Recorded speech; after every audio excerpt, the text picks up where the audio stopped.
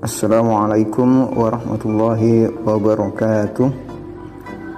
Sebelum Bapak mulai pelajaran, saya minta Nak Irwan untuk memimpin doa dulu. Silakan Nak Irwan. Marilah sebelum acara dimulai, bersama-sama membaca doa.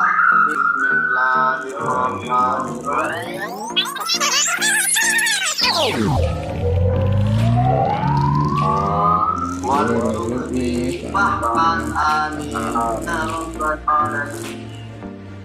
Sudah Pak?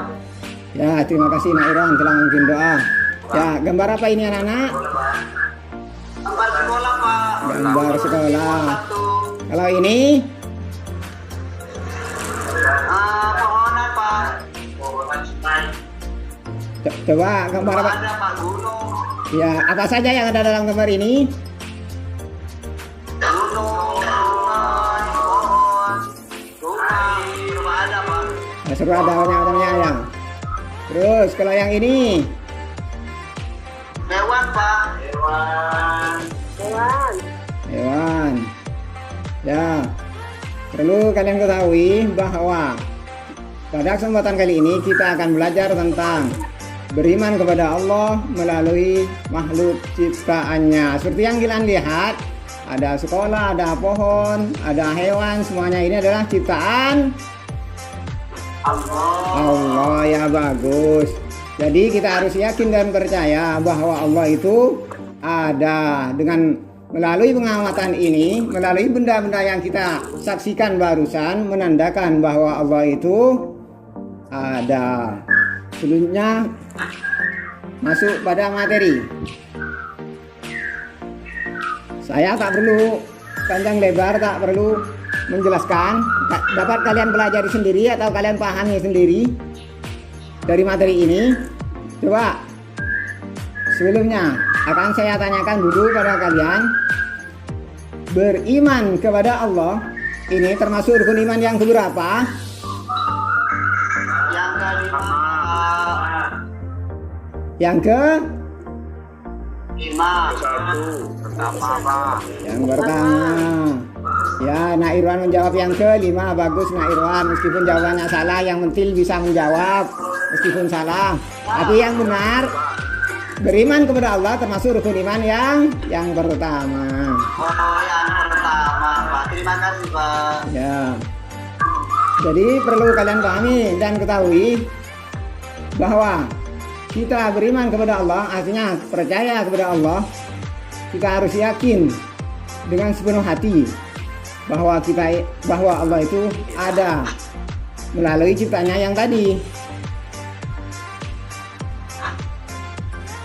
Jadi makhluk-makhluk ciptaannya seperti yang ada di gambar ini, pohon, sungai, gunung, dan semacamnya, ini adalah makhluk ciptaan Allah. Dan makhluk ciptaan Allah ini ada yang bernafas dan ada pula yang tidak bernafas. Artinya ada yang hidup, ada yang mati. Yang bernafas saja bermacam-macam, ada dari hewan, ada dari manusia. Terus tumbuhan masuk benda hidup cuman tidak bernafas. Apakah tumbuhan ini bernafas? Diana, coba Nuraisa. Apa? Tumbuhan ini masuk yang bernafas apa tidak? Kira-kira. Nafas Bapak. Bernafas. Ya Bapak. Ya. Itu Pak. Hidup. Tadi Bu Iqbal menjelaskan itu Pak. Oh ya. Coba Nak Miftahul Arifin bisa sebutkan di antara makhluk hidup yang bernafas apa saja yang makhluk hidup yang bernafas? Iya Bapak, ada tumbuh-tumbuhan, ada hewan, ada juga manusia Bapak. Ya bagus Nak Miftahul Arifin. Itu adalah beberapa contoh makhluk hidup yang disebutkan barusan. Ada manusia, ada hewan, ada tumbuhan. Semua itu adalah makhluk ciptaan Allah. Dan semua benda yang kalian sebutkan barusan menandakan bahwa adanya apa? Adanya Allah. Jadi adanya benda-benda tersebut, adanya makhluk-makhluk tersebut menandakan bahwa Allah itu ada. Selanjutnya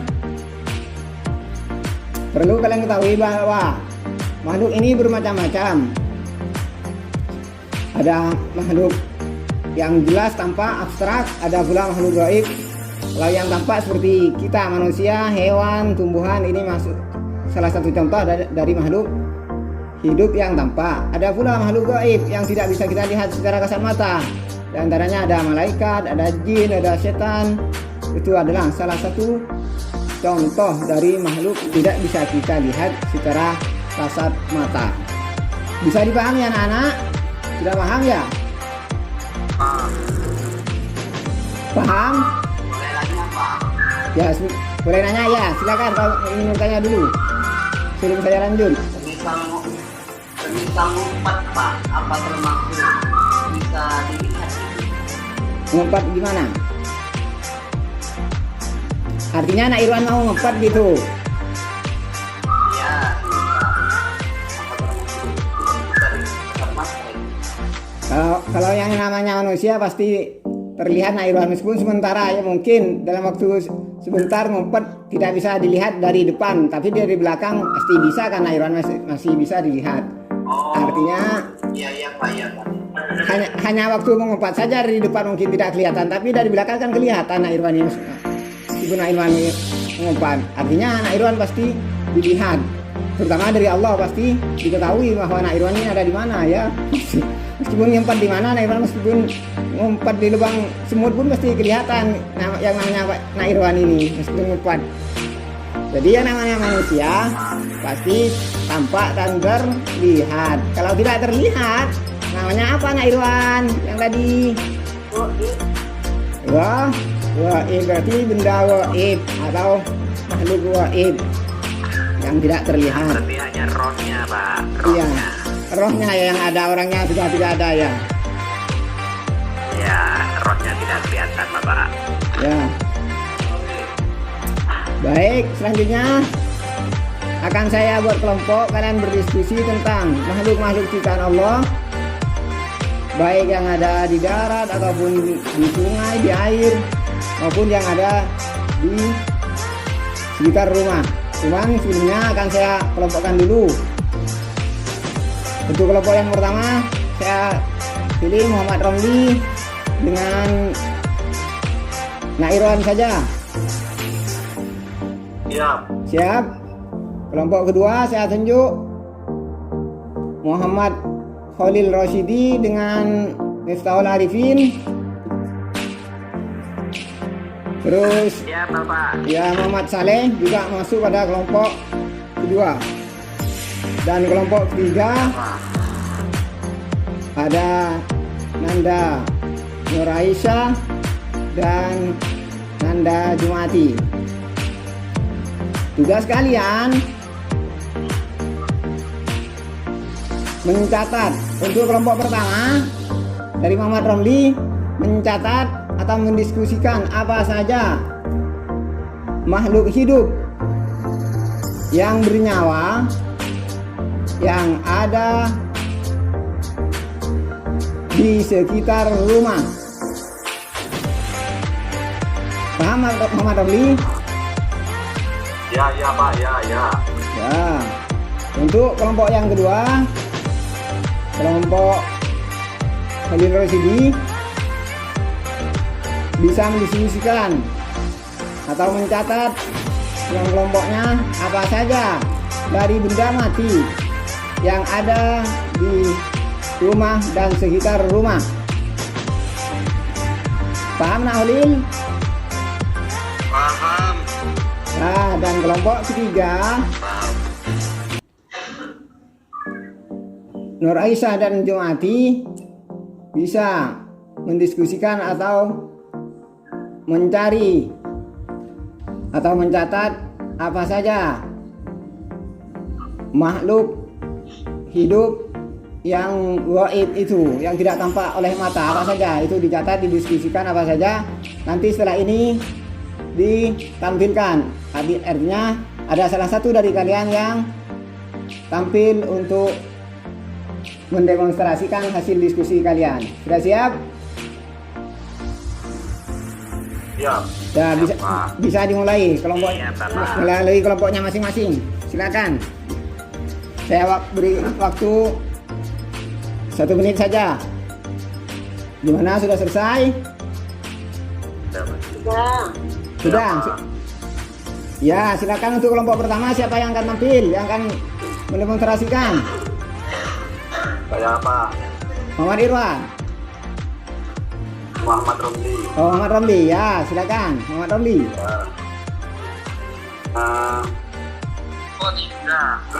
Ya apa hewan Pak ya? Makhluk hidup yang ada di sekitar rumah. Oh ya, ada sapi, ada ayam, manusia, Ya. ada merpati, ada kambing, ada kucing. Itu saja Pak. Oh, ya. Jadi itu makhluk hidup atau makhluk ciptaan Allah yang ada di sekitar rumah Muhammad Romli. Apakah Kak, itu sama dengan yang ada di rumah Nak Irwan tadi? Apakah itu sudah kumpulan dari semua yang ada di rumah kalian semua ini? Bagian ada yang sama Pak, Nah, angsa ada tambahannya Pak, ya terus. ya di rumah juga ada Pak, Nah, burung. adanya semua itu, adanya makhluk semua itu menandakan dan membuktikan bahwa Allah itu ada. Coba ada yang bisa menyimpulkan dari semua yang kita sebutkan atau yang kita pelajari pada hari ini? Ada di antara kalian? Coba Muhammad Ramli bisa menyimpulkan. Apa kesimpulan? Apa maksudnya Bang? Menyimpulkan tentang hasil belajar yang kita pelajari hari ini. Ya baik Pak. Ya. Adanya makhluk merupakan bukti adanya Allah. Ya, bagus. Ada yang lain? Saya Pak, Ya, Holil Rasidi, silakan, Nak Holil. ya, bahwa adanya makhluk ini yang ada di bumi, di udara dan di laut itu suatu bukti bahwa Allah itu ada. Ada. Dan bermacam-macam makhluk, baik yang termasuk makhluk hidup atau makhluk tidak hidup, Ya. dan termasuk benda itu ya Pak, begini Pak. Baik, mungkin itulah kesimpulan dari pelajaran kita hari ini. Artinya adanya hewan, adanya alam semesta beserta isinya. Artinya yang sudah kita sebutkan barusan, ada hewan, ada tumbuhan, ada manusia, ada makhluk hidup, ada benda mati, semuanya itu adalah membuktikan, menandakan bahwa Allah itu ada. Artinya adanya alam semesta ini menunjukkan Allah itu ada, dan adanya alam ini menunjukkan pula bahwa ada penciptanya. Itulah kesimpulan dari pelajaran kita hari ini. Kita harus yakin dan percaya bahwa Allah itu ada melalui pengamatan terhadap makhluknya, melalui makhluk ciptaannya yang ada di alam semesta ini. Ada pertanyaan sebelum saya akhiri pelajaran pada hari ini? Tidak ada Pak. Tidak ada. Ada Pak. Kalau tidak ada, ini ada tugas yang harus kalian kerjakan, dikumpulkan minggu depan pada pertemuan selanjutnya. Ini ada soal-soal, ada 3 soal pilihan ganda, ada 3 soal menjelaskan. Jadi silakan kalian kerjakan di rumah, dikumpulkan pada minggu depan pertemuan selanjutnya. Paham? Ya Pak. Ya, kalau sudah mengerti, mungkin Bapak cukupkan sampai di sini perjumpaan kita pada hari ini. Namun sebelum kita tutup pelajaran kita hari ini, marilah kita baca hamdalah bersama-sama. Alhamdulillahi Rabbil Alamin. Akhirnya dari Bapak, kurang lebihnya mohon maaf. Wassalamualaikum warahmatullahi wabarakatuh. Waalaikumsalam warahmatullahi wabarakatuh.